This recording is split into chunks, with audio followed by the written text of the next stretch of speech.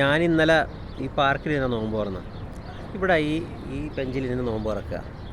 അപ്പം ഭക്ഷണം കഴിച്ചുകൊണ്ടിരിക്കുമ്പോഴത്തേക്കും ഒരു പൂച്ച അവിടെ നിന്ന് മിയാമിയോന്ന് കരയുന്നുണ്ട്. അപ്പോൾ ഞാനങ്ങനെ വലിയ മൈൻഡ് ചെയ്തില്ല. അത് അറബിയിൽ എന്തൊക്കെയോ പറയാമെന്ന് തോന്നി. ഇവിടുത്തെ പൂച്ചകളൊക്കെ അറബിയിലേ സംസാരിക്കുകയുള്ളൂ. അപ്പോൾ നമ്മുടെ മലയാളത്തിലൊന്നും പറഞ്ഞാൽ മനസ്സിലായിരുന്നു. അപ്പോൾ കുറേ കഴിഞ്ഞപ്പോഴത്തേക്കിനും എനിക്ക് ശ്രദ്ധിച്ചപ്പോഴാണ് മനസ്സിലായത് അത് മലയാളം സംസാരിക്കുന്നവർ തോന്നി. അപ്പോൾ ഞാൻ നോക്കിയപ്പോഴത്തേക്കിനും എന്നോട് ഇങ്ങനെ കൈ ഇങ്ങനെ കാണിക്കുക. അപ്പോൾ എനിക്ക് മനസ്സിലായി അതിന് ഭക്ഷണം വേണമെന്ന്. അപ്പോൾ ഞാനതിന് ഭക്ഷണം ഇട്ട് കൊടുത്തു. ഭക്ഷണം ഇട്ട് കൊടുത്തപ്പോഴത്തേക്കിനും പിന്നെയും കരഞ്ഞിട്ടപ്പോഴത്തേക്കും വീണ്ടും ഞാൻ ഇട്ട് കൊടുത്തു.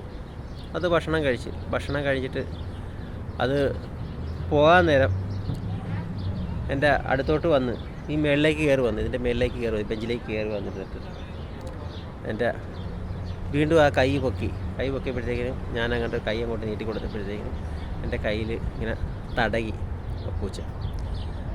തടകിയിട്ട് അങ്ങ് പോവുകയും ചെയ്തു ആ പൂച്ച. അപ്പോൾ ഞാനിപ്പോൾ വന്നത് ആ പൂച്ചയെ കാണാൻ വേണ്ടിയാണ് വന്നത്. പക്ഷെ ഞാനിവിടെയൊക്കെ തപ്പുകയാണ്, പക്ഷേ അതിനെ കാണുന്നില്ല. അത് ഒരു വലിയ ടൈപ്പ് പൂച്ചയാണ്, ഈ പേർഷ്യൻ പൂച്ചയില്ലേ. അപ്പോൾ അതാണ് സംഭവം. അപ്പോൾ ഞാൻ നിങ്ങളെ ഒന്ന് കാണിക്കാൻ വേണ്ടിയാണ് വന്നത് ഇങ്ങോട്ട്.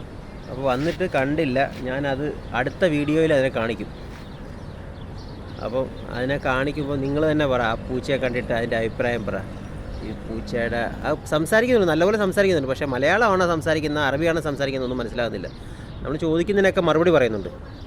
അപ്പോൾ ഞാൻ അടുത്ത വീഡിയോയിൽ ആ പൂച്ചയെ കൊണ്ടുവരാം. Okay, by.